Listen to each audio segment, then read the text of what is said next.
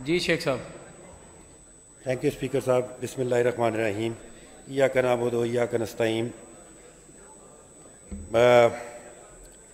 Budget पे अभी थोड़ी देर पहले छोटी सी मैं बात करूंगा, इसके बाद मैं पुलिस पे बात करूंगा कि बजट स्पीच पे जो है फाइनेंस मिनिस्टर साहब ने जवाब दिया, लेकिन मेरा उस दिन से एक सवाल है और मैं बार बार पूछता हूँ, उसका कोई जवाब नहीं दे रहा कि क्या बजट 842 अरब रुपए का था कि 1109 अरब रुपए का था। क्योंकि जब मैं किताबें पढ़ता हूँ तो वो 1109 अरब का निकलता है, लेकिन जब ये कहते हैं तो 1109 अरब, और फिर हमें कहते हैं हम पढ़ के नहीं आते। अगर हम पढ़ के नहीं आते तो हमें पढ़ा ही दें, हमें बता ही दें कि बजट जो है वो 842 का था या 809 का था। आपकी किताबें जो हैं वो ये बताती हैं। तो सर पुलिस पे क्योंकि काफ़ी लोग बात कर चुके हैं, पुलिस का काम क्या है, क्योंकि मैं इनकी जो कट मोशन लगाना चाहता हूँ उसके जो पीछे मेरे जो दलाइल हैं वो ये हैं कि पुलिस का काम क्या है। सर पुलिस का काम है कि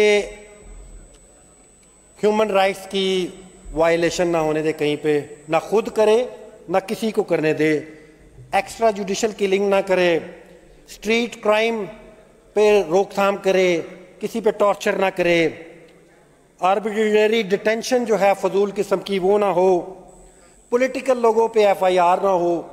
तो ये सारी चीज़ें जब मैं देखता हूँ तो हमारी पंजाब पुलिस इसके बिल्कुल अपोजिट काम कर रही है, क्योंकि डिटेंशन भी इनकी जो है वो ह्यूमन राइट्स की खिलाफ वर्दियाँ भी जो हैं वो पीक पे हैं। अगर आप किसी भी वर्ल्ड के इंडेक्स पे देखें तो अपनी पुलिस को उनके साथ कंपेयर करते हुए हमें तो शर्म महसूस होती है सर। उसके बाद सर ख़वातीन पे जो जुल्म हो रहे हैं, जो जबर हो रहे हैं, और जो पुलिस माफिया का काम है कि ड्रग्स को रोके, हमारे नौजवानों को जो है अगर कोई इस तरह किस्म का कोई नशा देता है तो उसको रोकने की कोशिश करे। लेकिन पिछले दिनों पंजाब यूनिवर्सिटी से आए हुए लोग बाहर बैठे थे बच्चे, तो उनको वहाँ पे जाना हुआ तो उन्होंने खुद मुझे बताया कि पंजाब पुलिस इसको रोकने की बजाय वहाँ पे खुद मनशियात को जो है वो सप्लाई देती है। इसके बाद सर जो ऑर्गेनाइज क्राइम्स हैं उनमें भी पंजाब में इजाफा हो रहा है, जो स्ट्रीट क्राइम्स हैं उनमें भी पंजाब में इजाफा हो रहा है, और यहाँ पे ख़वातीन की बहुत बात की जाती है, रेप्स में जो है वो भी इजाफा हुआ जा रहा है।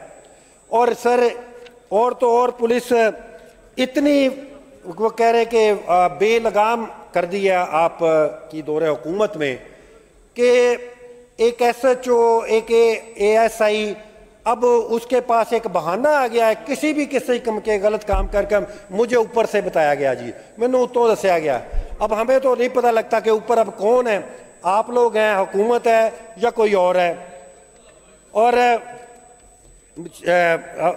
हमारे कुछ दोस्त यहाँ पे धी रानी प्रोग्राम का बार बार कर रहे थे, तो पंजाब पुलिस ने जो धी रानी का हाल किया है पिछले 1 साल में, धी रानी को बिला वजह जेलों में रखा, धी रानी को बालों से घसीटा इस पंजाब पुलिस ने। और सर क्या डॉक्टर यास्मीन राशिद किसी की धी रानी नहीं है? क्या रेहाना डार जिसके गिरेबान पर हाथ डाला गया वो किसी की धी रानी नहीं है? क्या आलिया हमजा, आयशा भुट्टा, खतीजा शाह और सनम जावेद जो आज भी जेल में है, क्या वो किसी की धी रानी नहीं है? उन्होंने क्या जुर्म किया है कि पुलिस उनको बार बार पकड़कर जेलों में डाल देती है? क्या हमारा आइन, हमारा कानून, हमारा ये जो आइन है जो बार बार हमें बताया जाता है, क्या ये राइट नहीं देता कि freedom of speech, freedom of press, freedom of gathering? और ये पुलिस क्या करती है? पॉलिटिकल वर्कर को कहीं गैदर नहीं होने देती, MPs को, MNAs को अगर वो अपने कहीं पे अपने वर्कर के साथ मीटिंग करते हैं तो वहां पहुंच जाती है। पीछे इफ्तारियों में वो जगह जगह जहां पे इफ्तारी हो रही होती थी पाकिस्तान तहरीक इंसाफ की, वहां पहुंच जाती थी। तो सर ये सारी चीजें हैं कि जो आप समझे कि 200 अरब रुपया हम इस पुलिस को दे रहे हैं। हम जब थानों की हाल देखते हैं, कोई गरीब आदमी थाने नहीं जा सकता। अगर किसी गरीब आदमी को रोकते हैं तो आपने बार बार सोशल मीडिया पे देखा कि ये पुलिस जो इस आइन की ताबे है कि हर शहरी का, चाहे वो अमीर हो, चाहे वो गरीब हो, चाहे वो रिक्शे वाला हो, चाहे वो मजदूर हो, चाहे वो किसान हो, उसके साथ अच्छा सलूक करे, उसके साथ अच्छा बर्ताव करे, उसके साथ खुशसलूबी से पेश आए। लेकिन ये क्या करते हैं कि किसी साइकिल वाले को पकड़ लिया तो उसको कान पकड़वा देते हैं, खुद मारते हैं। सोशल मीडिया पे कई ऐसी वीडियोस वायरल हैं। क्या पुलिस को कोई हक है कि वो अगर किसी को गलत काम करते हुए पकड़े और वहीं पे उसको फैंटी लगानी शुरू कर दें? ये हमारी पुलिस है।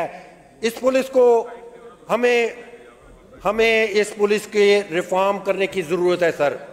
इस पुलिस को आपने पॉलिटिसाइज कर दिया हुआ है। वो उसका काम जो आजकल है वो सिर्फ और सिर्फ FIR दर्ज करना है। किन पे? उन पे कि जिन्होंने कोई जलसा कर लिया, जिन्होंने कॉर्नर मीटिंग कर ली। और तो और सर, पिछले दिनों इतना शर्मनाक वाकया हुआ कि यहाँ पे हमने जब उसकी आवाज़ उठाई तो पार्लियामेंट्री वजीर साहब ने कहा कि मैं इसकी तहकीक करके बताऊंगा। ऐसी शर्मनाक कि ऐसा बंदा जो हम पे बम गिराता रहा, ऐसा बंदा जो हम पे हमारे जो सिविलियंस को कत्ल करता रहा, जिसने हमारा पानी बंद किया, जो हमें हमारी जो है बका को नुकसान पहुंचाना चाहता है, हमारा पानी बंद करना चाहता है, अगर चंद लोगों ने उसका पुतला जला दिया तो उस पर पर्चा काट दिया गया। ये आपकी पंजाब पुलिस है। अगर ये आपकी पंजाब पुलिस है तो इसको पाकिस्तानी अवाम का या पंजाब की अवाम का कोई पैसा नहीं मिलना चाहिए। इनको तो चाहिए था कि वहां पे अकोमोडेट करते और उनको शाबाश देते कि ये वो गद्दार है, ये वो बंदा है जो पाकिस्तान का खुशहाली में मुब्तला करना चाहता है। इसका पुतला जलाया, आपको शाबाश देते हैं हम। किया क्या? उसी वक्त 3 लोगों को गिरफ्तार करके एक FIR काट दी गई। उसी वक्त 3 दिन बाद MPs पे FIR काट दी गई और उसकी जगह पे, पुतले की जगह पे लिख दिया टायर जलाया। मैं कहता हूं ये ना सिर्फ ये पुलिस के लिए शर्म की बात है, यह हुकूमत के लिए भी शर्म की बात है और हमारे पूरे पाकिस्तानियों के लिए शर्म की बात है कि ऐसे बंदे का पुतला जलाने पे FIR जो है वो काटी जाए। जनाब स्पीकर, दुखड़े तो बहुत हैं कि जो पुलिस ने इस वक्त किया। मैं अपनी बात नहीं करूंगा। यहां पे बैठे हर MNA MPs के घरों के अंदर जाके घरों को तोड़ा, उनके किचन को तोड़ा, उनके गाड़ियों को तोड़ा, उनके घर में घुसकर फर्नीचर को तोड़ा, शीशे की कोई चीज उन्होंने बाकी नहीं रहने दी। इतनी दहशत फैलाई आपकी पुलिस ने।